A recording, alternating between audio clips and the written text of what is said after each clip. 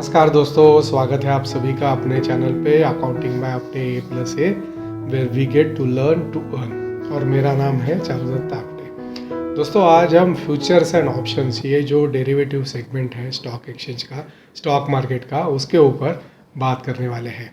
लेकिन इसके ऊपर बात करने से पहले दोस्तों, ये वीडियो से हम लोग एक छोटा सा एक नया स्टेप लेने वाले हैं। वो स्टेप ये है कि पिछले वीडियो में आप में से जिन जिन लोगों ने जो कुछ क्वेश्चन पूछे हैं कमेंट में, वीडियो के कमेंट बॉक्स में जो आपने कुछ क्वेश्चंस पूछे हैं, उसका आंसर्स हम स्टार्टिंग में देंगे और उसके बाद में हम जो आज का मतलब वो दिन का जो वीडियो रहेगा वो वीडियो हम चालू करेंगे। तो दोस्तों, आपने एक फर्स्ट 100 में से एक सब्सक्राइबर है जिन्होंने जो मेरे जो पहले 100 सब्सक्राइबर्स आए थे उसी में उन्होंने सब्सक्राइब किया था, संजय पटवर्धन साहब। उनके 3 क्वेश्चंस हैं। वो 3 क्वेश्चंस के आंसर हम ब्रीफ में लेंगे और जो अपना आज का टॉपिक है उसको चालू करेंगे। तो दोस्तों, उनका पहला क्वेश्चन ये था कि अभी T+1 का सेटलमेंट आने वाला है, मतलब ट्रांजैक्शन डेट +1 इसका सेटलमेंट आने वाला है। तो वो सेटलमेंट आने से मार्केट में कुछ इंस्टेबिलिटी होगा क्या?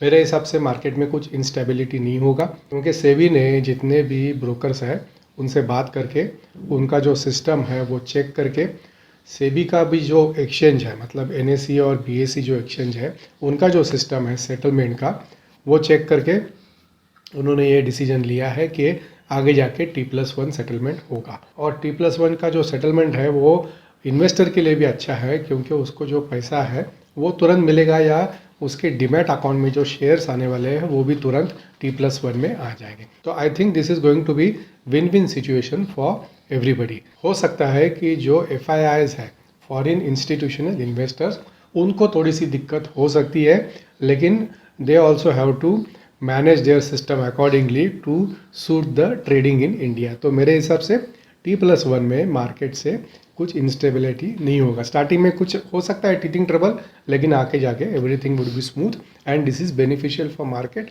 This is beneficial also for investors as per me. उनका दूसरा क्वेश्चन था कि कौन सा डीमैट अकाउंट अच्छा है। दोस्तों, मेरे हिसाब से डीमैट अकाउंट कहाँ पर भी रहने तो वो अच्छा है, क्योंकि डीमैट अकाउंट के जो कस्टोडियन है वो 2 ही है, एक NSDL है और दूसरा CDSL है। तो जो अपना जो डीमैट अकाउंट होता है वाया इंटरमीडियरी, वो इंटरमीडियरी कोई भी रहने दो, लेकिन उसका जो कस्टोडियन है दैट इज़ वेरी इंपॉर्टेंट।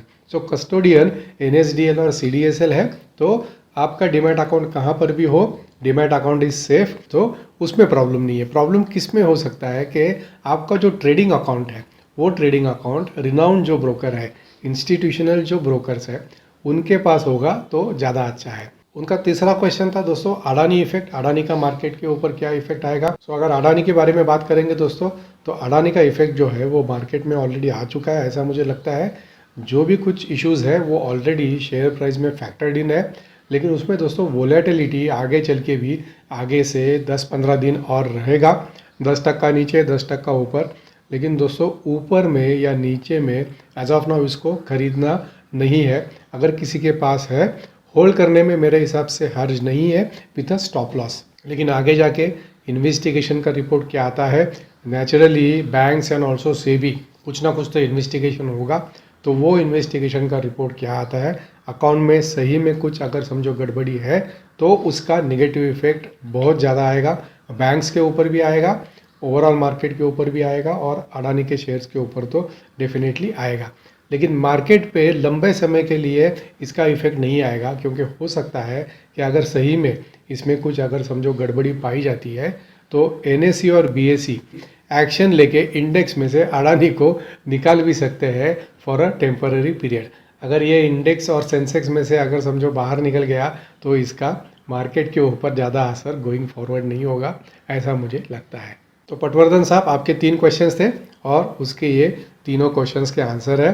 मैं आशा करता हूँ कि ये आंसर से आपको सेटिस्फैक्शन पूरा का पूरा हुआ रहेगा। दोस्तों, अगर आप में से भी किसी के माइंड में अगर कुछ क्वेश्चन है, टिप्स के बारे में नहीं, कंपनी फंडामेंटल्स के बारे में या ओवरऑल ट्रेंड के बारे में अगर कुछ आपके माइंड में क्वेश्चंस है, तो बिना झिझक आप मुझे यूट्यूब पे कमेंट करके पूछ सकते हैं, या मुझे फेसबुक या इंस्टाग्राम पे भी डायरेक्टली आप मुझे क्वेश्चन पूछ सकते हैं। वो क्वेश्चन का आंसर हम अगले वीडियो में लेंगे। और एक चीज़ दोस्तों, मैं अभी हाल ही में हिमाचल गया था, स्पीति वैली गया था, तो बहुत से लोगों ने मुझे इंस्टाग्राम पे डायरेक्ट पिंग करके ये बताया कि आपने फ़ोटोज़ बहुत कम डाले थे। दोस्तों मैंने मेरे हिमाचल स्पीति वैली के ट्रिप के भी कुछ वीडियोस बनाए हैं। वो वीडियोस मैंने खाली मेरे जो क्लोज़ रिलेटिव्स हैं उनके लिए बनाए हैं, लेकिन क्योंकि आप में से कुछ सब्सक्राइबर लोगों ने फ़ोटोज़ की मांग की थी तो इंस्टेड ऑफ फ़ोटो मैं वही वीडियोस ये चैनल पे भी डालूंगा, टेम्पररी पीरियड के लिए डालूंगा। इसका एक अलग से प्लेलिस्ट करूंगा सो दैट जिनको ट्रैवल में इंटरेस्ट नहीं है दोस्त पीपल कैन इग्नोर, और जिनको ट्रैवल में इंटरेस्ट है वो लोग वो वीडियोस देख सकते हैं। अलग से प्लेलिस्ट में आएगा, टेम्पररी पीरियड के लिए आएगा। अगर देखना है आपको तो आप वो वीडियोस भी देख सकते हैं। उसका लैंग्वेज मराठी है, लेकिन उसमें जो टाइटल्स है मतलब कहाँ से कहाँ मैंने क्या क्या किया वो सब इंग्लिश में है। तो जिनको मराठी इतनी समझ में नहीं आती है उनको भी वीडियो देख के मैं कहाँ कहाँ गया था, क्या क्या किया, कितना खर्चा आया, वो सब मालूम पड़ेगा। तो चलिए आज के वीडियो को अभी शुरू करते हैं। Futures and options. Futures and options करना चाहिए नहीं करना चाहिए, फ्यूचर्स एंड ऑप्शन मतलब क्या, और उसमें रिस्क क्या है, और उसमें किसको कितना पैसा मिल सकता है, ये सब हम आज के वीडियोस में दोस्तों समझने की कोशिश करेंगे। फॉर मी, मेरे लिए, मैं futures and option is strict no, मैं बिल्कुल नहीं करता हूँ। मुझे नॉलेज है फ्यूचर्स एंड ऑप्शंस का, फिर भी मैं नहीं करता हूँ। उसका रीज़न मैं आपको एंड में बताऊंगा कि मैं वो क्यों नहीं करता हूँ। इनफैक्ट वीडियो का अपना कमेंट्री पूरा सुनने के बाद you also will be able to conclude कि मैं फ्यूचर्स एंड ऑप्शंस नहीं करता हूँ, क्यों नहीं करता हूँ। और अगर आपको भी डिसीजन लेना है कि फ्यूचर्स एंड ऑप्शन में ट्रेड करना है नहीं करना है, तो ये वीडियो देख के मेरे हिसाब से दोस्तों आपको बात समझ में आ जाएगी कि करना चाहिए या नहीं करना चाहिए। तो दोस्तों स्टॉक मार्केट में दो सेगमेंट है, एक है कैश सेगमेंट और दूसरा है डेरिवेटिव सेगमेंट। अभी कैश सेगमेंट के बारे में तो हम सबको मालूम है, तो चलो डेरिवेटिव सेगमेंट के बारे में बात करते हैं। दोस्तों डेरिवेटिव का मतलब है कि जो इंस्ट्रूमेंट ट्रेड होता है उसका जो वैल्यू है वो वैल्यू किसी और चीज़ के ऊपर डिपेंड है। मतलब डेरिवेटिव्स के जो स्टॉक्स है, इंडेक्स में भी डेरिवेटिव का ट्रेडिंग होता है और स्टॉक्स में भी होता है। तो जो स्टॉक्स का जो डेरिवेटिव्स में ट्रेडिंग होता है, मतलब फ्यूचर्स एंड ऑप्शंस में ट्रेडिंग होता है, उसका जो प्राइस है, उसका जो रेट है दोस्तों, उसका जो प्रीमियम है या उसका जो डिस्काउंट है, वो जो कैश मार्केट में जो ट्रेडिंग चलता है उससे उसका कोरिलेशन रहता है। सो डेरिवेटिव सेगमेंट जो कैश में ट्रेड होता है उसके ऊपर डिपेंडेंट है, इसीलिए इसको डेरिवेटिव सेगमेंट बोलते हैं। अभी इसका एक छोटा सा एग्जांपल अगर देना है, एग्जैक्टली मैच नहीं है स्टॉक मार्केट से, लेकिन दोस्तों अपना जो इंडिया का जो एग्रीकल्चर है वो agriculture to a larger extent is actually dependent on monsoon. तो हम लोग ये बोल सकते हैं कि monsoon is the standard thing and agriculture is a derivative thing. Monsoon अच्छा हुआ, एग्रीकल्चर का क्रॉपिंग अच्छा होगा। मानसून ठीक नहीं होगा, एग्रीकल्चर थोड़ा सा डाउन होगा। 1 to 1 एग्जाम्पल मैच नहीं है, लेकिन just for the understanding purpose derivative segment का समझने के लिए ये एग्जाम्पल से थोड़ी आसानी हमको हो सकती है। दोस्तों हम लोग एफ एंड ओ जब भी बोलते हैं तभी एफ एंड ओ में भी दो सेगमेंट है, एक है फ्यूचर्स और दूसरा है ऑप्शंस। तो हम लोग फ्यूचर्स क्या है वो जानेंगे, उसके बाद में ऑप्शंस क्या है वो जानेंगे। फ्यूचर्स समझना थोड़ा इजी है, ऑप्शंस समझना थोड़ा कॉम्प्लिकेटेड है। फ्यूचर्स के ऊपर बात करने में टाइम कम लगेगा, ऑप्शंस पे थोड़ा ज़्यादा लगेगा। फ्यूचर में दोस्तों क्या होता है, फ्यूचर में लॉट साइज होता है, ऑप्शन में भी लॉट साइज होता है। मतलब कैश मार्केट में जैसे हम लोग 1, 10, 1000, 20,000 कितने भी शेयर खरीद सकते हैं, मिनिमम 1, मैक्सिमम एनीथिंग। लेकिन वैसे फ्यूचर्स और ऑप्शंस में there is a lot, 2000 share का, 4000 शेयर का, 15,000 शेयर का, 20,000 शेयर का लॉट होता है, डिपेंडिंग ऑन द वैल्यू। उसमें वैल्यू इंपॉर्टेंट रहता है and that value divided by the share rate, उससे उसका लॉट ठहरता है। तो अकॉर्डिंगली दोस्तों लॉट साइज डिसाइड होता है, और जब भी ट्रेड करते हैं तभी वो लॉट साइज के हिसाब से ही ट्रेड करना पड़ता है। मतलब 1 लॉट, 2 लॉट, 3 लॉट ऐसा खरीदना पड़ता है, वेदर इट इज़ फ्यूचर्स और वेदर इट इज़ ऑप्शंस। और जैसे मैंने शुरू में बोला, फ्यूचर का जो ट्रेडिंग होता है उसका बेस जो होता है, वो जो कैश मार्केट में जो ट्रेड होता है वो उसका बेस होता है। फ्यूचर में दोस्तों मार्जिन देना पड़ता है, 25 to 30 to 35% depending on the script margin देना पड़ता है, और ऑप्शंस में प्रीमियम देना पड़ता है। फ्यूचर्स एंड ऑप्शंस दोनों का लॉट साइज होता है और दोनों को दोस्तों एक्सपायरी होता है।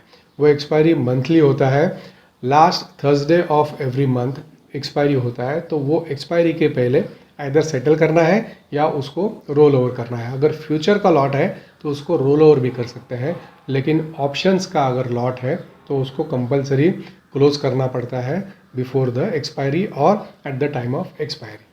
फ्यूचर एंड ऑप्शन में दोस्तों आगे के 3 महीने तक हम लोग खरीदी कर सकते हैं। मतलब अभी हम लोग है फरवरी में, आज है 7 फरवरी, तो फरवरी में हम लोग फरवरी का एफ एंड ओ में ट्रेड ले सकते हैं, मार्च में ले सकते हैं और अप्रैल में भी ले सकते हैं, मतलब अप्रैल का भी ले सकते हैं।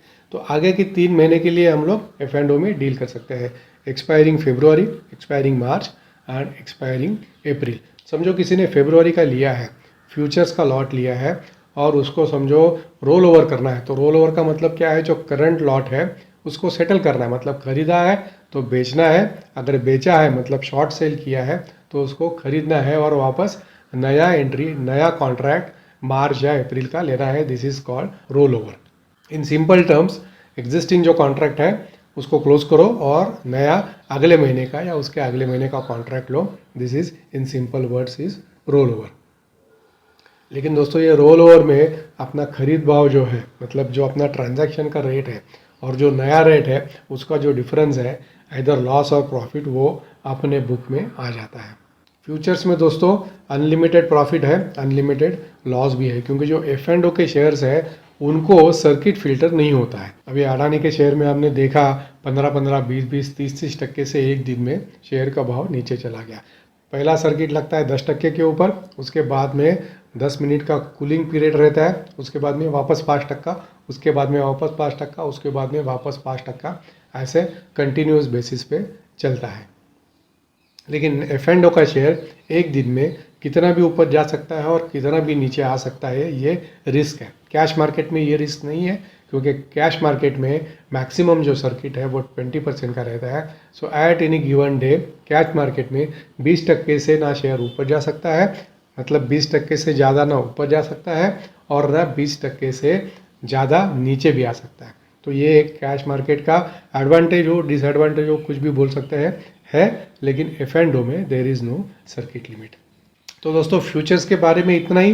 जैसा कैश मार्केट में हम लोग ट्रेड करते हैं, फ्यूचर्स वैसा ही है। कैश मार्केट में एक शेयर ले सकते हैं, लेकिन फ्यूचर्स में लॉट लेना पड़ता है और उसके लिए हमको मार्जिन देना पड़ता है। अगर फ्यूचर का लॉट बाय करना है तो मार्जिन कम रहता है, लेकिन अगर शॉर्ट सेल करना है दोस्तों तो मार्जिन सब्सटेंशियली ज़्यादा होता है।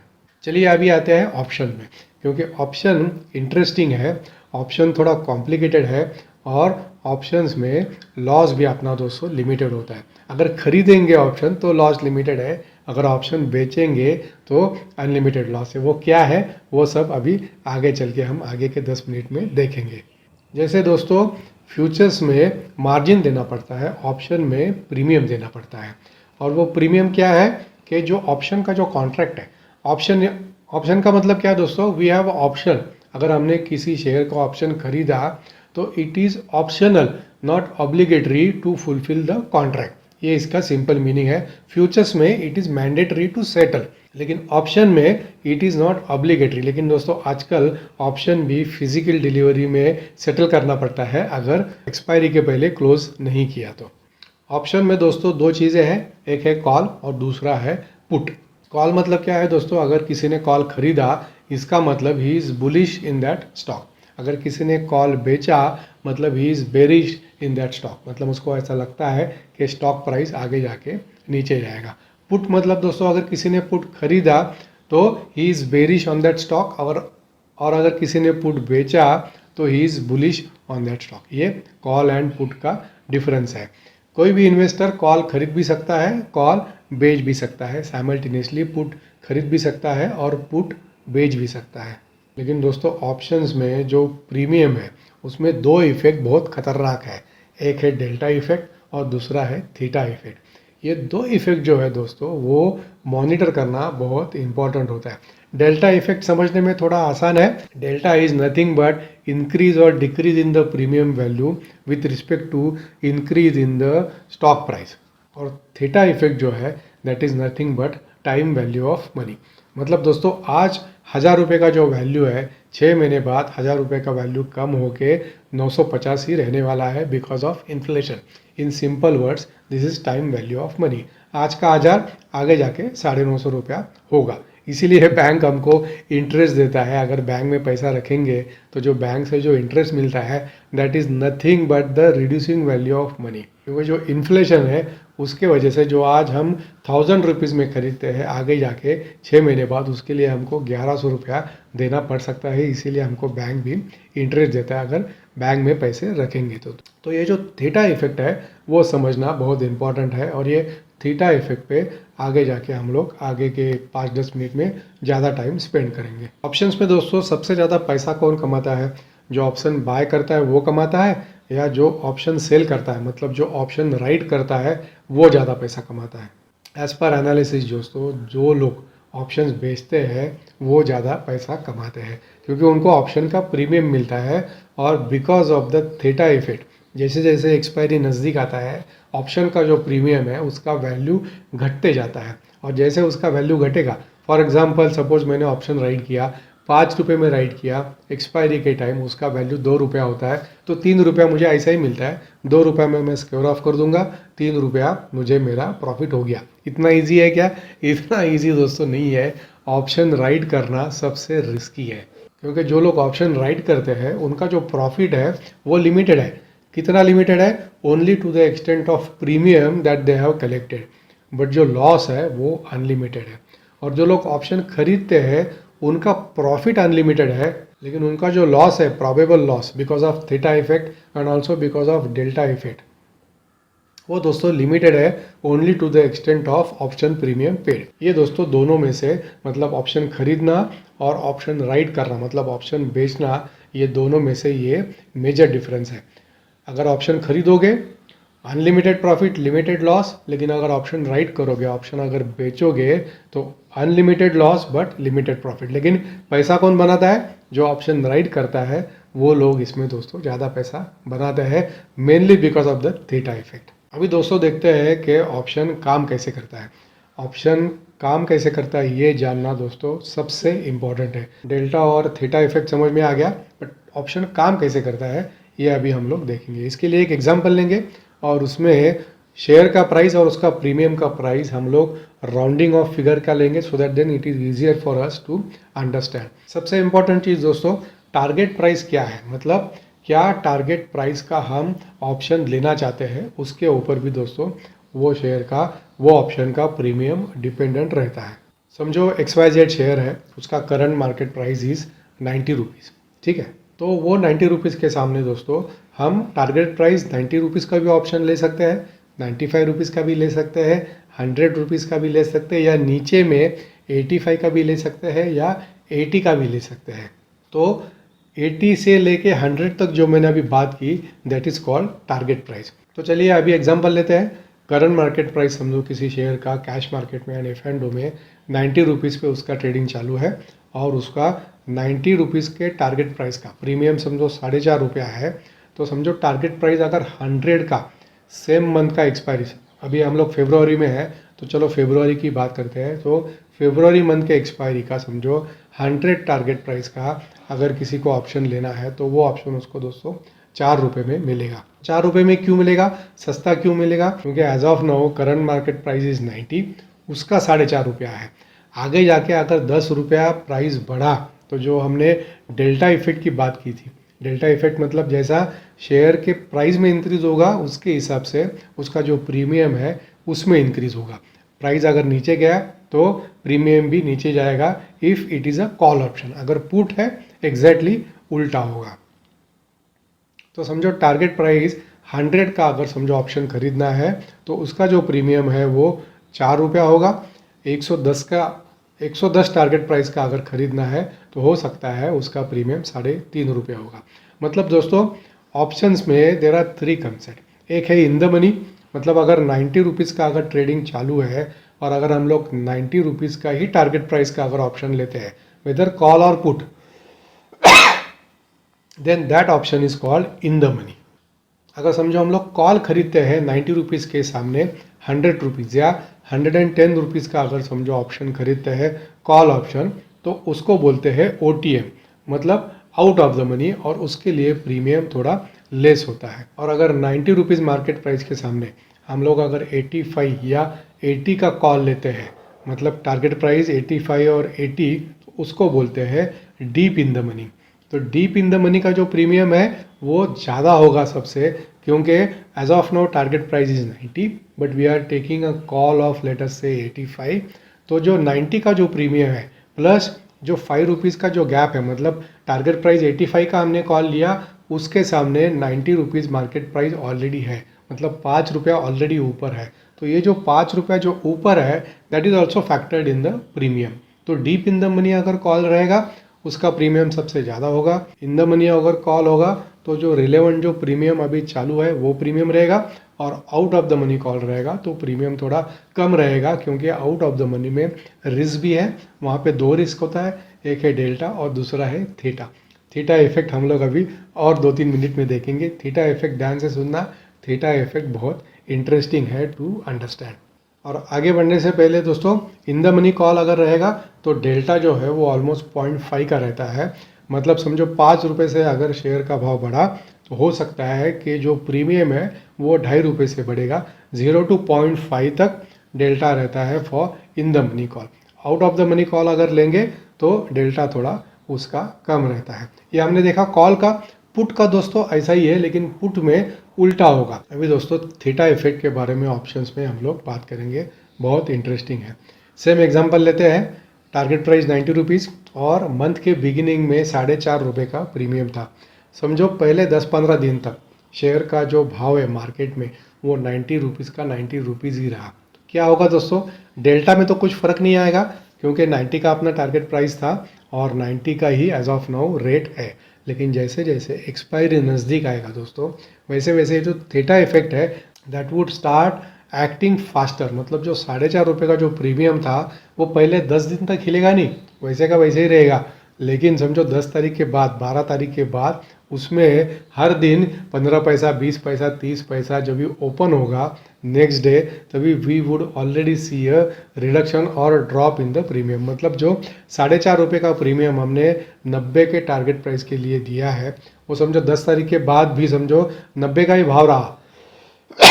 तो दोस्तों 11, 12, 13 तारीख जब भी आएगा, तभी हर दिन जब भी ऑप्शन का कॉल जब भी ओपन होगा नेक्स्ट डे ट्रेडिंग के लिए, उसमें 15 पैसा, 20 पैसे का ऑलरेडी कटौती होगा। और जैसे जैसे एक्सपायरी नज़दीक आएगा, ये जो कटौती है that would be much faster.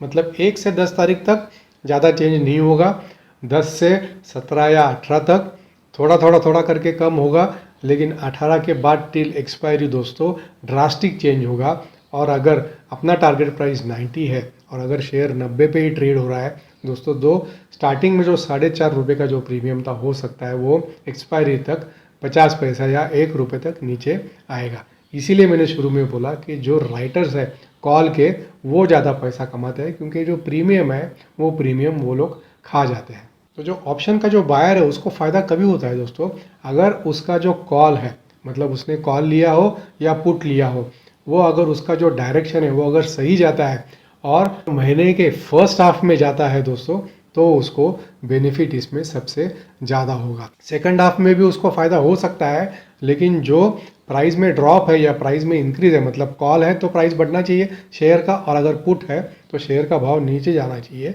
वो एक्सपोनेंशियल होना चाहिए। मतलब अगर 15 तारीख के बाद अगर शेयर को बढ़ना है तो अगर 90 का टारगेट प्राइस है तो 90 का 15 तारीख तक समझो 90 ही रहा, तो उसका जो प्रीमियम है उसने 4.5 रुपये जो भरा है, वो 4.5 रुपये में अगर उसको पैसा कमाना है, क्योंकि 15 तारीख तक वो 4.5 रुपये का ऑलरेडी 3.5 रुपया हो गया रहेगा, तो अगर वो 3.5 रुपया वापस बढ़ना है तो वो दोस्तों 90 का 100 तक जब भी भाव जाएगा 2-3 दिन में, तभी प्रीमियम में 1-2 रुपये की बढ़ोतरी होगी। तो ये ऐसे दोस्तों वर्क करता है ऑन बोथ साइड, ऊपर की तरफ भी और नीचे की तरफ भी। और इसमें समझो दोस्तों आउट ऑफ द मनी अगर कॉल है, मतलब समझो हमने बिगिनिंग में 90 का ट्रेडिंग प्राइस चालू है, हमने समझो अगर 100 का कॉल लिया है, 100 टारगेट प्राइस का, तो उसमें जो थीटा इफेक्ट है वो एक्सपायरी में दोस्तों बहुत जोरों से काम करता है।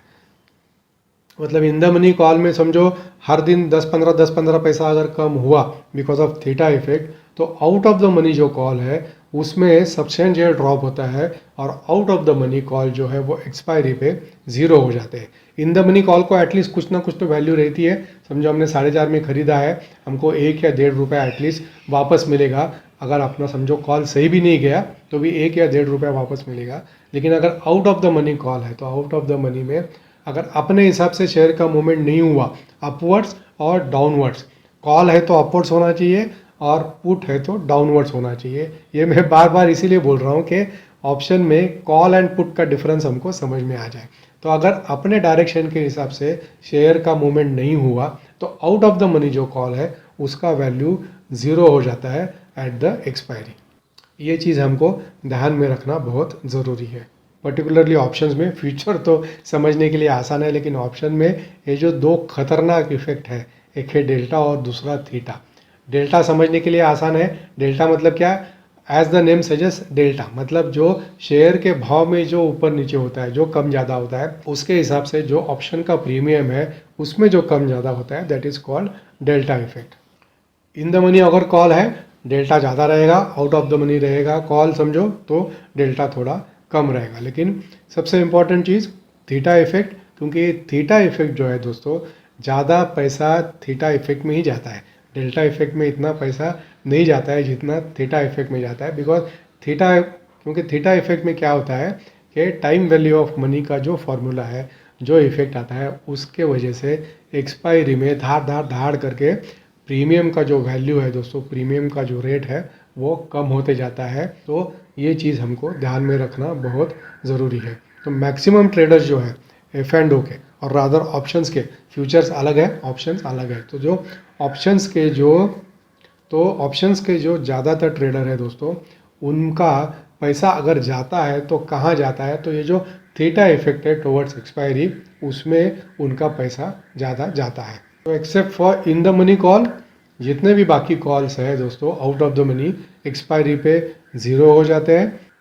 और एक चीज़ दोस्तों, ये जो डेल्टा इफेक्ट है वो भी जैसे एक्सपायरी नज़दीक आता है ना, वो डेल्टा इफेक्ट भी थोड़ा थोड़ा कम होते जाता है। जब मतलब स्टार्टिंग में समझो 0.5 का अगर समझो डेल्टा रहेगा तो एक्सपायरी तक वो 0.2 या 0.25 तक नीचे आता है। मतलब जैसे एक्सपायरी नज़दीक आता है थीटा इफेक्ट भी फास्ट काम करता है और डेल्टा भी कम काम करता है ऑन बोथ द साइड्स। और आउट ऑफ द मनी अगर कॉल समझो किसी ने लिया है तो अगर शेयर प्राइस का मूवमेंट टारगेट प्राइस के हिसाब से अगर नहीं हुआ तो out of the money call में दोस्तों पैसा जाने का चांस अपना ज़्यादा है, क्योंकि प्रीमियम में उतनी बढ़ोतरी होगी नहीं जितना प्रीमियम हमने दिया है, क्योंकि टारगेट प्राइस उतना होगा नहीं। तो दोस्तों एफ एंड ओ में ट्रेड करना मेरे हिसाब से रिस्की है। जो कॉमन इन्वेस्टर है मेरे जैसे, हो सकता है आप जैसे भी, उनको एफ एंड ओ में ज़्यादा ट्रेड नहीं करना चाहिए। और अगर ट्रेड समझो करना ही है तो इंस्टेड ऑफ फ्यूचर्स ऑप्शन में ट्रेड कर सकते हैं। ऑप्शन में भी दोस्तों स्टॉप लॉस लगा के ट्रेड कर सकते हैं। फ्यूचर में जस्ट टू रीइटरेट दोस्तों, लॉस एंड प्रॉफिट दोनों अनलिमिटेड है। ऑप्शन में जो कॉल या पुट खरीदता है उसका अनलिमिटेड प्रॉफिट है लेकिन लॉस लिमिटेड है। और जो ऑप्शन राइट करता है, जो ऑप्शन बेचता है, उसका प्रॉफिट लिमिटेड है लेकिन लॉस उसका अनलिमिटेड हो सकता है। फ्यूचर्स एंड ऑप्शन दोस्तों रिस्की है। तो अगर फ्यूचर्स एंड ऑप्शंस का नॉलेज है, आपके पास टाइम है, स्टॉप लॉस लगा सकते हो, लॉस बेयर करने की अगर ताकत, हिम्मत और उतना सफिशिएंट फ्री कैपिटल है तो ही एफ एंड ओ में ट्रेड करें, otherwise cash market is best. तो इतना सब होने के बावजूद दोस्तों एफ एंड ओ इतना अट्रैक्टिव क्यों है? क्योंकि जो ट्रेडिंग होता है दोस्तों, मेजॉरिटी ऑफ द ट्रेडिंग मेरे हिसाब से 60 to 70% of the trading value F and O segment में ही होता है। तो इतना सब इसमें रिस्क होने के बावजूद एफ एंड ओ में लोग ट्रेड क्यों करते हैं? क्योंकि दोस्तों इसमें लेस कैपिटल लगता है और लेस कैपिटल में ज़्यादा पैसा कमाने का चांस भी इसमें होता है। ज़्यादा प्रॉफिट मिलने के चांसेस इसमें ज़्यादा है, ज़्यादा लॉस होने के चांसेस भी इसमें ज़्यादा है, लेकिन कम कैपिटल में ज़्यादा प्रॉफिट इसमें मिलता है। इसीलिए दोस्तों ये अट्रैक्टिव है। और अगर ऑप्शंस है तो इन्वेस्टमेंट भी उस हिसाब से थोड़ा कम रहता है। फ्यूचर में मार्जिन देना पड़ता है। फ्यूचर का लॉट साइज का वैल्यू समझो 5 लाख है तो ऑलमोस्ट 1.5 से 2 लाख तक मार्जिन देना पड़ता है। ऑप्शन में लेकिन दोस्तों ऐसा नहीं है। ऑप्शन में जो लॉट साइज होता है वो लॉट साइज मतलब number of shares multiplied by the premium value, वो इन्वेस्टमेंट कम होता है। 5,000 भी हो सकता है, 10 भी हो सकता है, 15, 20, 25 हो सकता है।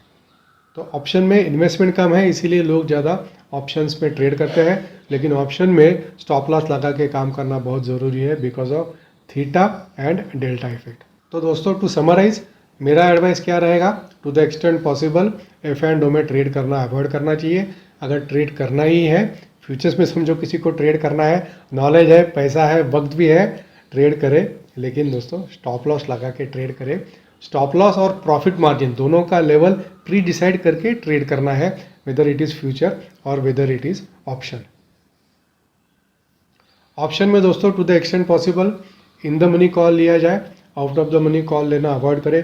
Out of the money call क्यों लेते हैं, क्योंकि उसका प्रीमियम दोस्तों कम रहता है, इसलिए out of the money call लोग लेते हैं, लेकिन उसमें फ़ायदा होने का चांस कम है।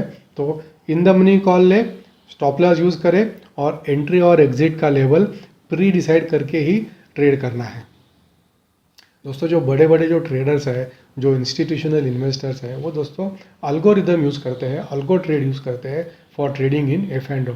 मतलब एक सेकंड में thousands and thousands of orders they are able to push in the market based on various permutation combination. Sensex 50 point से नीचे आया, इतना शेयर बेचो, इंडेक्स में इतना बेचो, ये करो, उनका सब प्री डिसाइडेड रहता है, तो उनके लिए वो पॉसिबल है। लेकिन अपने लिए दोस्तों जो मैनुअल ऑर्डर डालते हैं, 10 सेकंड कम से कम, 5 सेकंड तो कम से कम लगता रहेगा ऑर्डर डालने में। दोस्तों वो 5 सेकंड में मैंने देखा है 5 रुपये का प्रीमियम 15 रुपया भी हुआ और 5 रुपये का प्रीमियम 1 रुपया भी हुआ, 5 सेकंड के डिफरेंस में। तो जो मैनुअल ऑर्डर डालते हैं उनको थोड़ा डिफिकल्ट होता है, लेकिन जो अल्गो बेसिस पे ट्रेड करते हैं उनके लिए दोस्तों एफ एंड ओ ट्रेड करना थोड़ा आसान होता है, जिनका कैपिटल भी ज़्यादा है, जिनके पास मैन पावर भी है, जिनका एनालिसिस भी अच्छा है और जिनका infrastructure also suit to do trading in F and O. और एक दोस्तों सबसे इंपॉर्टेंट चीज़, एफ एंड ओ में कभी भी एवरेज नहीं करना चाहिए। एक लॉट लिया, मैक्सिमम 2 लॉट लिए, बस। कभी कभी क्या होता है ना, वी कीप ऑन एवरेजिंग। मैंने भी ये कुछ साल पहले किया हुआ है, तो ये मेरे अनुभव और ये मेरे एक्सपीरियंस के बोल है कि एफ एंड ओ में कभी भी एवरेज नहीं करना चाहिए। लॉस हुआ, प्रॉफिट हुआ, 1 या 2 लॉट पे ही स्टॉप करें, उससे ज़्यादा ना ले। एवरेज करते करते क्या होता है ना दोस्तों, धड़ाम करके इधर प्राइस ऊपर चला जाता है, नीचे चला जाता है। अगर अपने अपोजिट डायरेक्शन में प्राइस चला गया तो सडनली जो छोटा सा लॉस या प्रॉफिट दिखता है ना, वो सडनली इतना बिग होता है, कभी बिग हुआ मालूम भी नहीं पड़ता है। तो एवरेज आउट नहीं करना चाहिए, 1 या 2 लॉट पे ही हमको खुद को रिस्ट्रिक्ट करना चाहिए। और जैसे मैंने शुरू में बोला, लॉस हो प्रॉफिट हो उसका लेवल प्री डिसाइड करना चाहिए। And to the extent possible if you are a investor, avoid F and O and deal in cash market only. मेरे लिए it is a strict no for futures and options. And last but not the least दोस्तों, F and O में over trade बिल्कुल नहीं करना चाहिए। जैसे मैंने अभी बोला, 1 या 2 लॉट, उससे ज़्यादा नहीं लेना चाहिए। तो दोस्तों ये था अपना आज का वीडियो ऑन एफ एंड ओ। मैं आशा करता हूँ वीडियो का कंटेंट, पर्टिकुलरली ऑप्शन का कंटेंट समझने में थोड़ा कॉम्प्लिकेटेड है। अगर आपके माइंड में कुछ भी क्वेश्चन रहेगा, आप मुझे कमेंट करके पूछिए, या अभी यहाँ पे मैंने जो लिंक दिया है फेसबुक और इंस्टाग्राम का, वहाँ पर भी आप मुझे 1-to-1 क्वेश्चन पूछ सकते हैं। आपके नाम के सहित मैं आगे के वीडियो में इसका आंसर देने की कोशिश करूँगा। तो ये था अपना आज का video. Thank you very much for your time. See you in next video. And before we end this video, just as a reminder, मैं हिमाचल प्रदेश गया था, मैं स्पीति वैली गया था, तो सम ऑफ द सब्सक्राइबर्स उन्होंने रिक्वेस्ट किया कि और ज़्यादा फ़ोटो डालो। तो फ़ोटो डालने से दोस्तों, मैंने जो वीडियोज़ मेरे रिलेटिव्स और क्लोज फ्रेंड्स के लिए जो बनाए थे, वही वीडियोज़ मैं इसमें डालूंगा, टेम्परेरी पीरियड के लिए डालूंगा। और उसके टाइटल से आपको मालूम पड़ेगा कि ये मेरा ट्रैवल वाला वीडियो है, उसका प्लेलिस्ट भी अलग रहेगा। अगर आप में से किसी को इंटरेस्ट है, देख लेना। अगर इंटरेस्ट नहीं है तो अपने शेयर मार्केट की वीडियोस तो चलने ही वाले हैं। So thank you very much for your time. See you in next video.